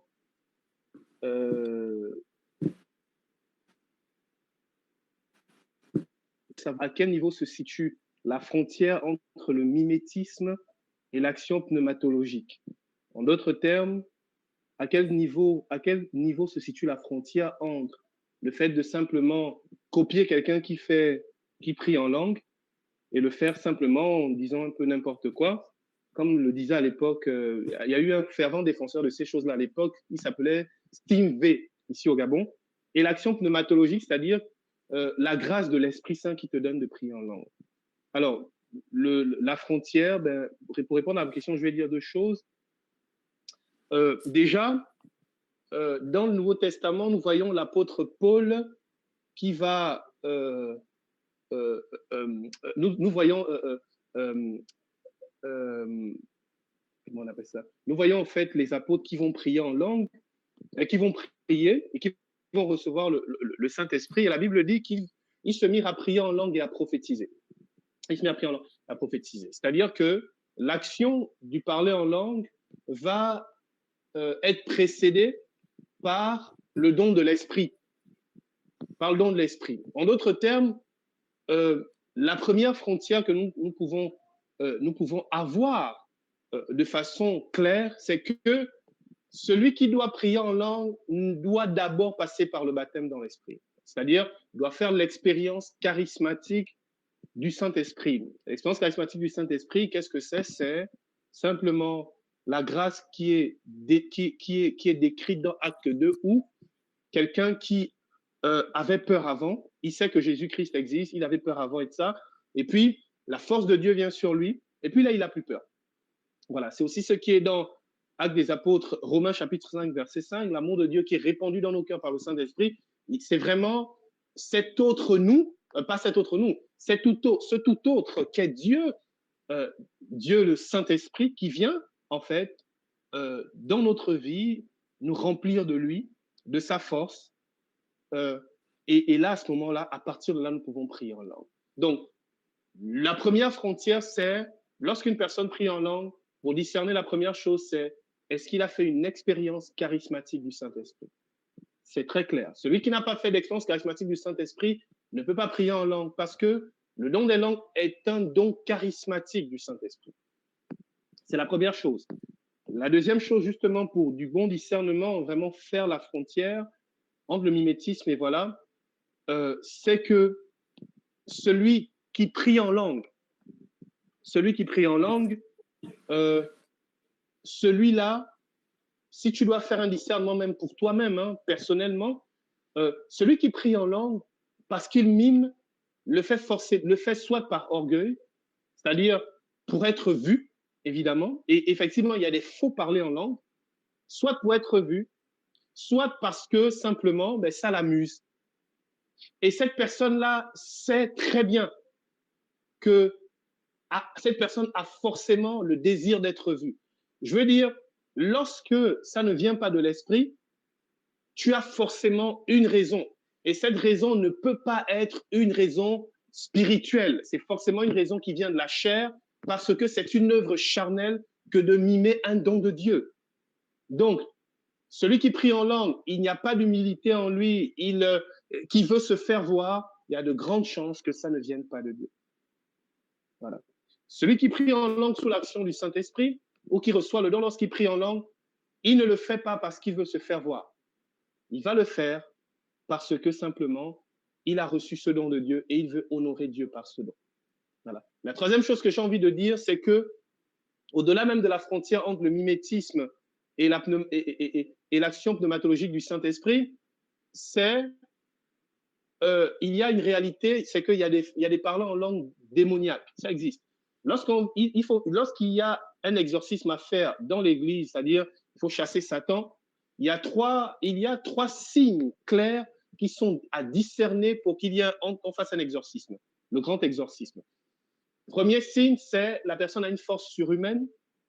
Le deuxième signe, c'est que la personne peut deviner, j'ai envie de dire, deviner ta vie, voilà, et connaît des choses sur ta vie, comme ça, deviner ta vie, dire des choses, parce que les démons, il est possédé par le démon, donc il sait ce que les démons savent. Et la troisième chose, c'est un faux don des langues, un don des langues démoniaques. Voilà. Ce don des langues démoniaques est purement satanique et pour le discerner, il faut soi-même vivre un don des langues véritable. Bien-aimé, toi qui vis dans la vérité, forcément, tu peux discerner le mensonge parce que tu t'es habitué à être dans la vérité. Voilà, c'est ce que je peux dire. Après, c'est pas exhaustif.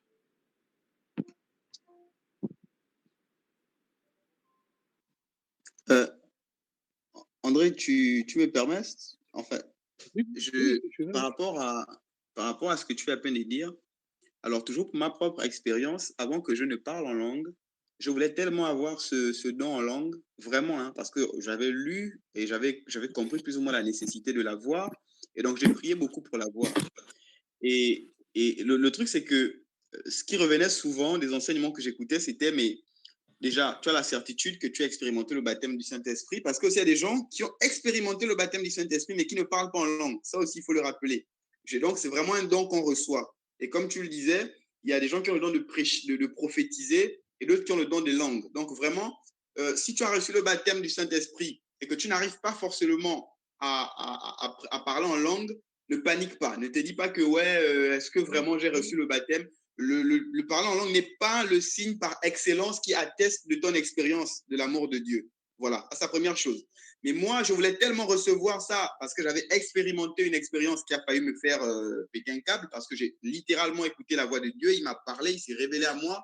Et donc, j'avais envie d'expérimenter ça. Et donc, j'ai tellement prié et qu'on me disait, si tu veux l'expérimenter, tu dois commencer par, voilà, tu dois commencer par parler en langue, quoi, et ça viendra. Mais à chaque fois, André, je te le dis, à chaque fois que j'essayais, même moi-même, je m'écoutais, je sentais que je parlais dans la chair. C'est-à-dire que je t'ai dit, ben, ce que je dis, c'est n'importe quoi. Voilà, tu sens que, ouais, ce n'est pas ton truc. Donc, tu sais que ce n'est pas vrai, tu vois. Mais je ne désespérais pas parce que je savais à ce moment que je n'y arrivais pas. Voilà, je forçais, je priais en langue dans la chair, comme on dit souvent.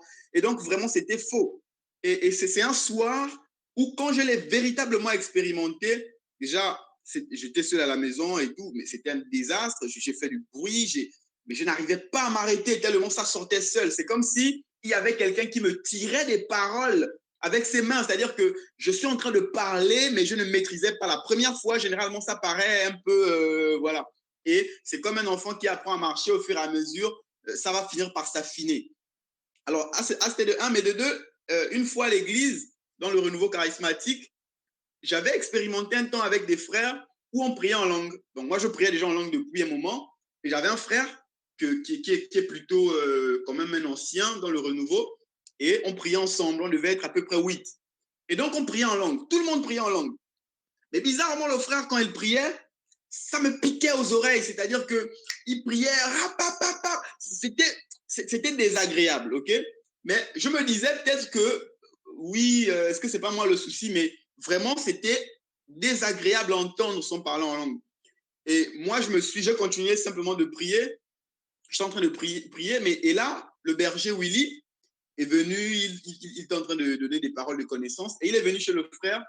Il a fait vraiment avec beaucoup de tact, beaucoup de sagesse. Et il a dit au frère, je prie pour toi, pour que à partir de maintenant, tu commences à prier véritablement dans l'esprit. Parce que pour le moment, tu ne pries pas encore dans l'esprit. C'était pour dire qu'en fait, il priait dans la chair. Effectivement, il mimait. Et ça se sent. Donc après, j'aimerais dire que, effectivement, lorsqu'on essaye de différencier ou même de comprendre quelle est la différence entre celui qui parle véritablement ou bien celui qui imite, alors, l'objectif du parler en langue n'est pas forcément qu'on écoute si celui qui parle en langue dit vrai ou il dit faux. Ça, c'est pour les personnes qui considèrent que le parler en langue, c'est un indicateur par excellence de sainteté. Or, ce n'est pas ça l'objectif, parce qu'il y a des personnes qui parlent en langue, mais qui font aussi n'importe quoi. L'objectif du parler en langue, vraiment, c'est de grandir dans sa foi, d'abord personnelle. Et je crois que lorsque Saint Paul dit que celui qui parle en langue s'édifie lui-même, c'est parce que dans le parler en langue, il y a une dimension vraiment pédagogique, c'est-à-dire que c'est le Saint-Esprit qui nous nourrit clairement, qui nous fait grandir. Donc, c'est d'abord quelque chose de personnel.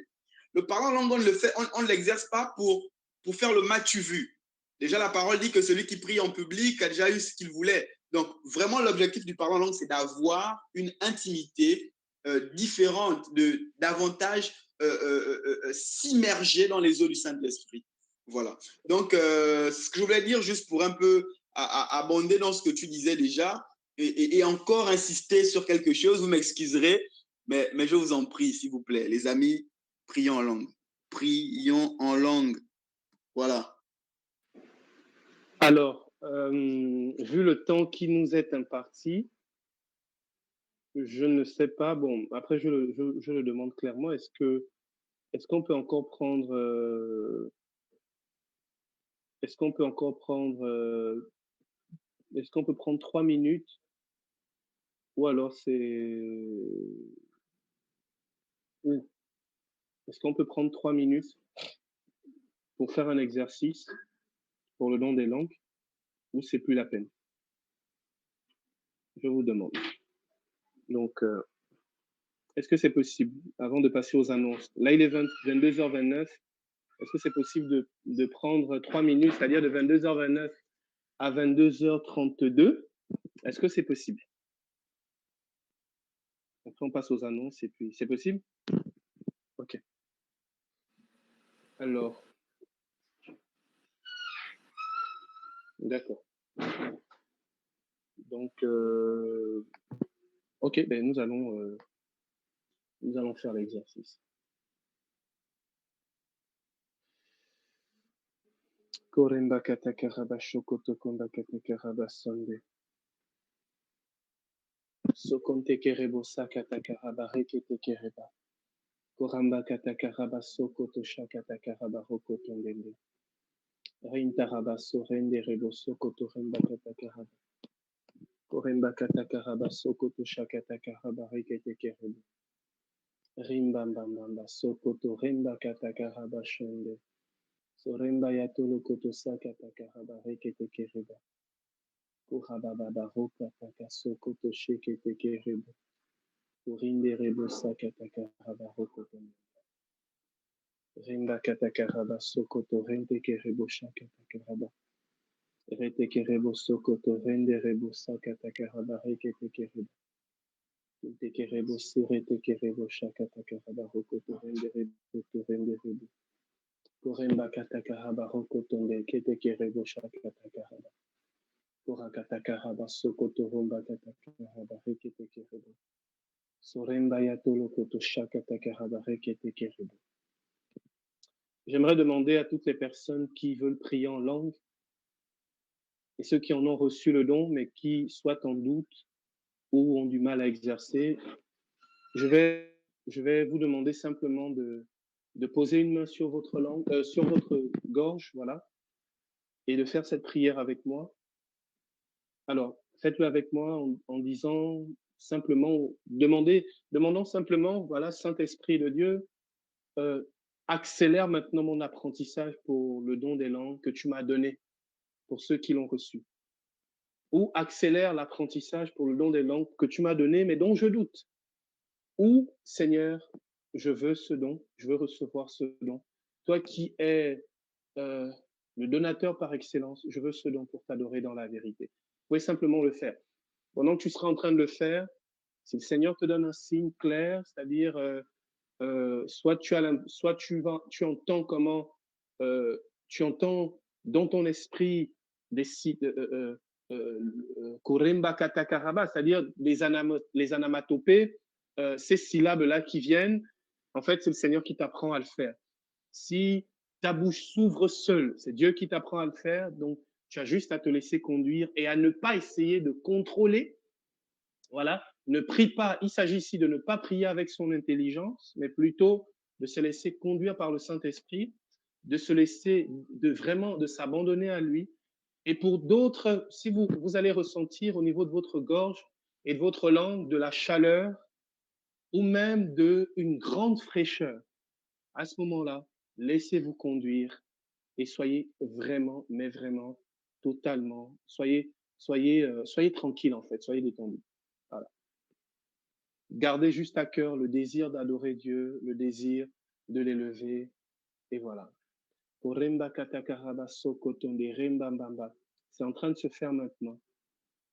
C'est en train de se faire maintenant. Il y a certains, ça va vraiment exploser, ça va venir comme du ventre, monter, et tu ne pourras pas te retenir. Ça va être fort, ça va exploser. Laisse-toi faire. Reketekerebo shakatakaraba rokotokomba katakaraba sonde. Rimbambambambandende ketokomba katakaraba rokotondende. Kintekerebo shakatakaraba. Il y en a qui ont reçu le don, mais ce don, c'est, vous l'avez expérimenté dans un songe. C'est-à-dire que dans un songe, vous vous êtes retrouvé dans une situation, une circonstance, et puis vous vous êtes mis à parler en langue de façon très naturelle, mais véritablement conduit par le Saint-Esprit. En fait, tu as reçu le don, et voilà, tu peux maintenant l'exercer. Il y a une chose que j'aimerais nous dire, c'est que le don des langues est un don que tu n'es pas obligé de sentir la présence de Dieu pour le déclencher. De la même manière que pour prier le Notre Père, j'ai pas besoin que Dieu me le demande, j'ai pas besoin de ressentir quelque chose, d'avoir une sensation. Je peux le faire simplement parce que je sais que je dois prier mon Dieu quand je vais être en communion avec lui. De cette même manière, n'attends pas forcément de sentir Dieu pour prier en langue. Il y a des gens, ils ne prient en langue que dans les assemblées charismatiques où ils sentent la présence de Dieu. Non, que tu sentes, que tu ne sentes pas, tu peux prier en langue si tu en as reçu le don. Là, je parle de ceux qui ont clairement reçu le don et qui, en fait, ont du mal à exercer parce qu'ils se disent, si je ne sens pas la présence de Dieu, si je ne sens pas Dieu qui me pousse à prier en langue, je ne prie pas en langue. Non, ça ne marche pas comme ça. Tu peux commencer à prier en langue et puis de toutes les façons, Dieu t'écoute. Et même des fois, quand tu prieras en langue comme ça, le Saint-Esprit prendra le relais et tu sentiras justement qu'il t'accompagne là-dedans. Keremba katakaraba rokotonde, remba katakaraba. Rinte kerebo shakatakaraba rokotonde. Reintaraba sonde. Rente kerebo sonde. Rete kerebo. Osakatakaraba lenderebo. Inderebo shalimbaraba solenderebo. Indaraba solembala katayaba leketerebo. Olenda la bachele rembaya tolo koto sokotole. Inda la baleketelebe. Il y a certains, vous commencez à prier en langue, mais vous, parce que vous essayez de contrôler, vous le faites bas. Ouvrez bien la bouche et priez un peu plus fort. Koremba katakaraba sokotonde. Priez un peu plus fort. Rente kerebo shakatakaraba. Rembambambambandende keto komba katakaraba rokoto koto koba katakaraba shentaraba sonde. Rekete kerebo sokoto shakatakaraba rekete kerebo. Rokoto renderebo sarendaraba sokoto lenderebo shayatakalaba. Elenderebo solenkete kerebo shakatakaraba rokotonde. Rimbambambambambam. Merci mon Dieu. Merci mon Dieu. Merci mon Dieu. Merci mon Dieu pour ta grâce, ton amour et ta lumière.